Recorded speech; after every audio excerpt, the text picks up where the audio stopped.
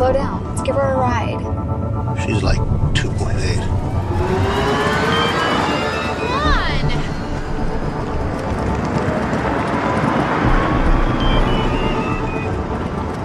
In March of 1997, 39 people lay down on bunk beds in matching night decades, draped purple shrouds over their faces, and swallowed poison in hopes of reaching a spaceship hiding behind a comet. The world stared in horror. Heaven's Gate felt like the end of an era. A bizarre, tragic footnote from the age of analog madness. We told ourselves cults were a relic of the past, the stuff of dusty documentaries and fringe weirdos. What if cults didn't vanish, they evolved? Gone are the flowing robes and desert compounds. Today's rituals are aesthetic. Their symbols are subtle: a Stanley Cup, a jade roller, a crypto wallet. The new high priests aren't wild-eyed prophets. They're TikTok gurus, podcast hosts, YouTubers whispering gospel through ring lights. And they don't ask us to give up our lives, just our attention, our loyalty, our sense of self. From hustle culture to the soft girl, clean girl glow to chaotic stan energy, digital spaces are a breeding ground for cult-like devotion. Some are playful, some are profitable, some are quietly dangerous, but they all offer the same irresponsible promise: transformation, belonging, and control in a chaotic world. This isn't just a story about Heaven's Gate. It's about how algorithms replace gods, how loneliness became currency, and why we keep clicking follow on the fantasy.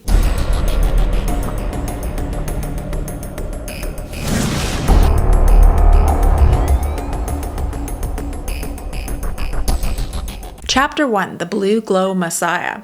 Heaven's Gate and the birth of the techno cult. To understand how we got here, scrolling ourselves into belief systems, finding God in group chats, and salvation in skincare, you have to rewind to the 70s, to a different kind of revelation. One that didn't take place in a temple or on a mountaintop, but in the modest living rooms and lecture halls where two people, Marshall Applewhite and Bonnie Nettles, began preaching a strange celestial gospel. They called themselves Tea and Dough, and what they offered wasn't just religion, it was escape. Their message was a collage of New Age mysticism, biblical apocalypse, and classic science fiction. They told followers that Earth was a corrupted sphere, on the verge of being recycled. Humanity had failed. Civilization was a spiritual prison. But if you detach from your earthly vessel, emotionally, socially, and even sexually, you could ascend to the next level. A place free of pain, desire, or identity. And you wouldn't get there by dying in faith. You'd get there by boarding an actual spaceship hiding behind the Hale-Bopp comet. Heaven's Gate wasn't your average fringe movement. It was eerily modern in its metaphors. Reprogramming the mind, rejecting materialism, escaping the vehicle of the body. Members weren't just converting, they were rebooting. Their identities were stripped and rewritten. They took on numerical, robotic names like Janadi and Sophrody. They shaved their heads, wore identical black tracksuits, and lived in a tightly controlled environment where every emotion, every doubt was filtered through the lens of leaving behind human behavior. Some in an almost sci-fi horror twist. Even underwent voluntary castration to rid themselves of sexual distraction. But perhaps the most chillingly prophetic part of Heaven's Gate wasn't what they believed, it was how they spread those beliefs. In 1996, years before the idea of going viral existed, Heaven's Gate launched a website, one that hauntingly still exists in its original form. It's clunky, neon lit, and frozen in time, but it was revolutionary. This was the first cult to not just embrace the internet, but to center it. They saw the web as a transmission beam, a way to send their message through digital airwaves across continents and into bedrooms. They used emails and forums to recruit. They treated the web like a scripture, sacred, alive, capable of spreading divine truth to anyone willing to click. They even ran a legitimate web design company, Higher Source, to fund their mission. It's disturbingly poetic. The very tools we now use to build influencer brands, to sell spirituality, to create digital selves, with the same tools Heaven's Gate used to share their path to cosmic exit. They were early adopters of a truth that still holds. You don't need a physical compound to create a cult. You just need a platform. and a message that sounds like freedom. The tragic climax came in March 1997 when 39 members of the group died in a meticulously planned mass exodus. Dressed identically in black, their faces shrouded in purple cloth, their pockets filled with cash and identification, as if they still needed to be recognized in the next world. They consumed a lethal cocktail of phenobarbital and vodka. They believed the comet Hale-Bopp was their ride home, that their souls would ascend through the tail of a celestial body into the stars, into salvation. The media, of course, painted them as freaks, as tragic delusional outliers. But that reading misses something vital. Heaven's Gate wasn't just a cult, it was a prototype. The beta version of what would become a dominant cultural force, the merging of belief, identity, and digital space. They didn't just believe in UFOs, they believed in the internet's ability to convert. They saw something most of us were still too naive to recognize, that isolation, ideology, and access to a screen is a recipe for devotion. Today we don't think twice about strangers finding God, or a brand, or a purpose through a TikTok video or YouTube video algorithm. We join discords instead of communes. We believe in manifestation accounts instead of apocalyptic comets. But the psychological mechanics nearly identical.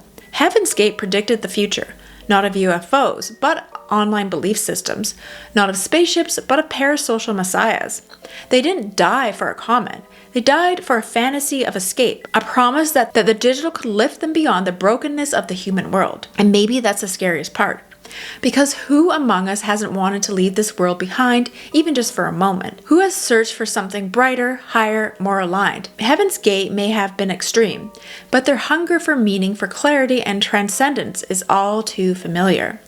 We don't need to follow a comet to get there. We just need to log in. Chapters 2, Aesthetic is the New Altar, the digital cult of becoming. In the era of Heaven's Gate, spiritual ascension required total erasure of self. Followers gave up their birth names, shaved their heads, wore identical clothing, and rid themselves of any trace of individuality. This was not just devotion, it was a submission, a ritual of ego death in exchange for promise of transcendence. Today we rarely call it submission, we call it branding, but the psychology is hauntingly familiar. On social media, we aren't erasing ourselves, we're curating, constructing identities not from within, but from the outside in. The aesthetics we adopt, clean girl, coquette, dark feminine, trad wife, hot mess mob wife, coastal grandmother, aren't just passing trends. They are belief systems, complete with rituals, codes, and hierarchies, and punishments. Choose your altar. Is it a pastel matcha and that girl discipline, or gothic eyeliner and lunar cycles? Either way, your devotion will be visible, clickable, and algorithmically rewarded. The performance begins with the morning routine, not just for cleanliness, but for credibility. The glow is proof of virtue. The skincare shelf, a shrine. The day in the life becomes digital, complete with sacred music. Lo-fi always, candles and affirmations whispered like prayers. Content creators don't just share, they testify. And the message is always the same. If you follow this path, you will be transformed. But like all cults, the path is narrow and demands discipline. The clean girl cannot be chaotic. The dark feminine cannot be soft. You must stay in character. You must consume the correct items, speak the coded language, and know when to repost sacred texts, whether it's a Pinterest board, a product link, or a quote from Rupi Kaur. Break the illusion and the algorithm punishes you. No more views, no more validation, no more belonging. Influencers become our spiritual leaders, though they rarely call themselves that. They don't preach, they share their journey. But we watch them like oracles, reading their glow, their habits, their captions for signs of enlightenment. Did she quit her job and find abundance? Did she finally manifest the soft life? Is she in her healed feminine era? If she made it, maybe we can too. But only if we buy the exact Stanley Cup, or sign up for her digital course, or journal in that exact moleskin notebook under a full moon. Aesthetics don't just signify who we are. They tell the world who we want to become. And the internet rewards aspiration over authenticity. So we build altars of identity. We burn offerings of money and time. We look into our ring lights like mirrors and ask, am I enough yet? Do I look the part? These aesthetics offer us path to personal salvation, but it's always just out of reach. There's always another level, another upgrade, another product to complete the book. Like spiritual pyramid schemes, these identities sell wholeness but deliver dependency. And beneath the curated calm and branch chaos is something far more ancient. Fear. A fear that without these rituals, these externally approved templates, we might be nothing, that our raw, unfiltered selves aren't lovable, legible, or even real. This is the cult of becoming, and unlike traditional cults, no one has to recruit us. We do it to ourselves every time we edit our face, every time we rearrange our life for content, every time we perform instead of just existing. Because in the new digital religion, salvation isn't the afterlife, it's in the algorithm, and the only way to ascend is to keep becoming. Chapter 3, Isolation Inc. Echo chambers, parasociality, and algorithmic entrapment. In traditional cults, isolation was an overt physical tactic. Followers were uprooted, moved into secluded compounds, and severed from their families and communities. Letters were intercepted, phones were taken. The only voices allowed were those within the group. Isolation wasn't just encouraged, it was enforced. But in our digital world, separation doesn't look like barbed wire or desert fences. It looks like personalization. It sounds like your own voice echoed back to you, louder and louder until it becomes a chorus you can't escape. The algorithm doesn't isolate you by removing you from society. It isolates you by reflecting only the parts of society that reinforce your existing worldview. It learns your digital tics, what you linger on, what you double tap, what you Google at 2 a.m., and slowly builds a mirror gaze that you mistake for a window. You think you're exploring, but you're circling the same terrain over and over again, deeper into ideology, further from reality. It's subtle. You watch one video about anxiety and suddenly your feed is a waterfall of trauma content. You click on a high-value woman clip and suddenly you deep dive into tradwife TikTok. It feels empowering, personal. It feels like discovery. But what you're really being fed is a worldview, algorithmically sharpened, emotionally charged, and often quietly radicalized. This isn't education, it's indoctrination with a pastel filter. And it's isolating, not in a visible scream for help way, but in the slow, suffocating sense that everyone who doesn't get it starts to feel distance, wrong, unsafe. Because everyone on your feed agrees. Everyone validates you. Everyone is on the same frequency. And anyone who challenges the narrative, be it family member, a friend, or a stranger in the comments, becomes a threat to your new identity. The result? Digital echo chambers that function like cloisters. Entire online communities where dissent is labeled negativity, where nuance is low vibration, where questioning the leader means you aren't ready to receive. You don't need a physical wall to keep people out. Shame and algorithms do the job just fine. And then there's the matter of who is behind these messages. The digital cult leader doesn't shout from a pulpit. She whispers from your For You page. He looks into the camera and says, "I was broken too." These influencers and coaches master the art of parasocial seduction. They speak in soft tones. They overshare. They bring you along the journey. They're raw, vulnerable, beautifully human, and that's the trap. Because when someone bleeds in front of you, it feels cruel to look away. So you watch, you engage, you defend. Their success becomes your evidence that the system works. Their downfall becomes a personal crisis. And when they're criticized, when someone calls them out for misinformation, manipulation, or just plain narcissism, it doesn't feel like a critique of them. It feels like a critique of you, of your choices, and of your truth.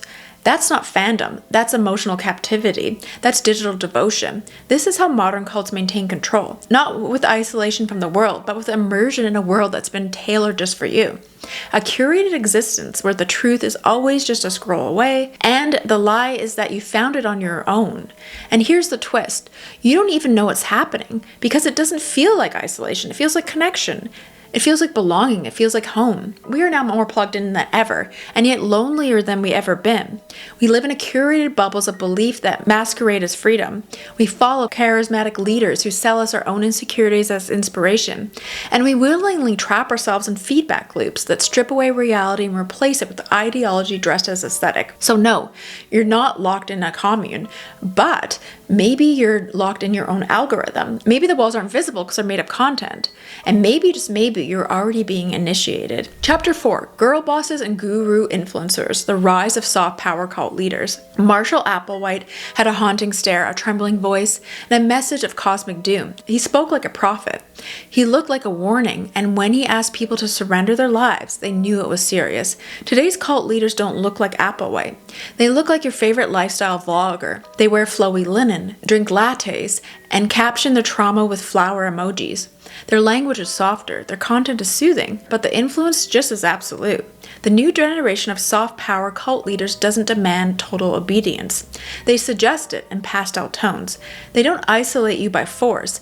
They guide you gently into their curated communities, healing circles, mastermind groups, retreats in Tulum, with $8,000 price tags. What they sell isn't salvation exactly. It's empowerment, feminine energy, financial freedom, alignment. They promise you can heal your life, find your purpose, magnetize abundance, if you only subscribe, enroll, and believe. At first glance, it looks like self-help, but peel back the glowy filter, and many of these spaces reveal the same psychological manipulation techniques as traditional cults. They are strict hierarchies, even if they're disguised as constraints or sisterhoods. There are sacred texts, only now there are ebooks and course PDFs. There's a rigid set of beliefs that must be followed, and if you're out of the alignment, questioning the guru doesn't make you thoughtful, it makes you toxic. And if your teachings don't work for you, it's not because they're flawed, but it's because you didn't manifest correctly. Spirituality becomes performance. Self-optimization becomes surveillance. The language of healing is used to silence dissent. Low vibrations, scarcity mindset, unhealed trauma, these phrases aren't always tools for growth. They're often tools for control. And when everything is framed as energy, nothing can be questioned because the blame always loops back to you. What makes it all more dangerous is how relatable these gurus seem. They cry on camera, they post about their shadow work, they tell you how they used to be lost too, burnt out, broke, stuck in a 9-to-5 until they found the way. Their vulnerability is strategic. It creates false intimacy. You don't feel like they're leading you. You feel like you're walking together. But you're not equals. They're selling something, and often it's themselves, their voice, their story, the blueprint for success. The girl boss era may have collapsed under its own weight, but its remnants have been reincarnated in the wellness to coach pipeline. Now the hustle is spiritual. The girl boss doesn't just sell you a product. She sells you a path of awakening with tiered pricing and private Discord server. And it's working. These figures build devoted audiences who defend them with cult-like loyalty. They become untouchable, immune to critique. If they fall, they're being tested. If they change their story, it's an evolution. Like traditional cult leaders, they center themselves as both the wound and the cure. In the age of digital cults, the most dangerous messiahs don't preach from pulpits. They whisper from your For You page. They don't ask for a blind faith. They ask for engagement and salvation. It's just one Patreon tier, one retreat, one energetic investment away. Because if you really believed in your healing, wouldn't you pay for it? Chapter 5, the algorithm is our god now, the cult of the feed. Every cult needs a higher power, an all-seeing force that dictates the rules, delivers signs, and rewards faith and revelation. In the past, it was God, a prophet, a cosmic law. Today, it's something far less holy, but no less omnipotent, the algorithm. The feed knows us intimately. It tracks our desires, catalogs our fears, and serves them back to us in a perfectly curated stream of content that feels divine in its precision. It tells us what to wear, what to want, what to believe, shapes our mood, our politics, and even our sense of time. We look at it for truth, and perhaps more disturbingly for meaning. The scariest part, it works. We don't follow the algorithm for ignorance. We follow it because we're exhausted. Because when everything in the real world feels fractured, our jobs, our climate, our relationships, our bodies, the smooth, endless scroll offers a false sense of order, a false sense of certainty. The feed becomes a ritual. Wake up, check it, bored, check it, lonely, check it. Anxious, check it. It becomes a reflexive devotional, a digital rosary, thumbed again and again. And the algorithm isn't just curating content, it's curating reality. You watch one video about gut health and suddenly you're deep in a rabbit hole of pseudoscience and detox protocols. A single post about self-love leads to an entire lifestyle of breath work and sound baths and $60 water bottles. The algorithm doesn't just reflect your interests, it shapes them, intensifies them, and monetizes them. It doesn't care what's true, it cares what's clickable. And the more emotionally charged the content, the more shocking, extreme, seductive, the more likely it's to rise to the top. The algorithm is indifferent to our well-being. It thrives on our spirals. It doesn't guide us towards clarity or community. It guides us towards engagement at any cost. And this is why conspiracy theories flourish on social media platforms, why body dysmorphia is repackaged as wellness inspiration, why moral outrage becomes addictive. The algorithm rewards passion, not precision.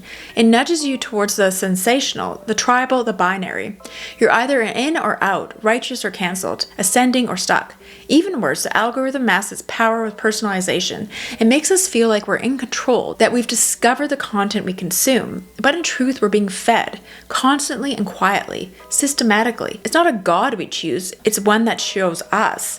And unlike the gods of old, this one doesn't promise salvation. It promises stimulation, validation, a hit of attention, a crumb of relevance, but never rest, never peace. The cult of the feed doesn't need robes or rituals. It needs your time, your gaze, and your clicks. And it will do whatever it takes to keep them. So we bow our heads, not in prayer but in screen light, not in reverence but in reflex, hoping the next scroll might finally show us who we are, or at least who we should pretend to be. We like to imagine cults as something that happens to other people, the weak, the naive, the ones who should have known better. We tell ourselves we would never fall for that, never shave our heads for a leader, never chant mantras in a desert, never drink the Kool-Aid. But cults don't look like they used to. They don't need compounds or cloaks or fire and brimstone prophets. They don't ask for your body, at least not right away. They ask for something more subtle, your attention, your trust, and your algorithms. The modern cult lives in the places we go every day. Your group chat that's become an echo chamber, your favorite Discord server where dissent is politely exiled, your Instagram feed where every perfectly lit post teaches you how to be more beautiful, more disciplined, more divine. It's a $10,000 spiritual retreat promising rebirth through ceremonies and breathwork. It's the self-proclaimed productivity expert who calls rest a weakness. It's the Stan account that spends all day defending a celebrity like they're a deity. And it's not just online. These ideologies bleed into our lives, changing how we eat, speak, love, and how we think. They become invisible belief systems, disguised as lifestyle choices. And before we know it, we're policing each other's vibrations, measuring self-worth by how aligned we are, and spending our rent money on tools that promise transformation but never dependency. Heaven's Gate shocked us because it was so literal, so extreme, but it was also a reflection, an exaggerated version of the same hunger we all carry. The longing for clarity, for safety, for meaning in a world that feels more chaotic, isolating, and commodified by the day. They believed in a spaceship. We believed in morning routines. They were promised ascension. We're promised optimization. Is the difference really that vast? Because here's the uncomfortable truth. Most of us are already in cults, tiny ones, harmless seeming ones, maybe just communities we were over-identified with, ideologies we stopped questioning, or influencers we treat like gods. And it doesn't make us foolish, it makes us human. We all want to be seen, we all want to believe there's a blueprint to follow, a system that will fix us, a person who knows the way. But in a culture built on branding, not all belief is honest, and not all love is real. So the next time something online speaks to your soul, pause. Ask yourself, is this the truth or just beautifully packaged control? Is this community or is this worship? Is this healing or have I simply been sold a story? Because the cult next door doesn't wear robes. She wears rare beauty. She's articulate. She's soothing. She might even be you. And the only way out is to start asking questions. So let me know in the comments below. I feel like everyone's being manipulated by the algorithm and in some sort of echo chamber cult, even if we don't realize it. And it's just getting worse with social media. So it is a crazy world out there. Let me know in the comments below what you think of this.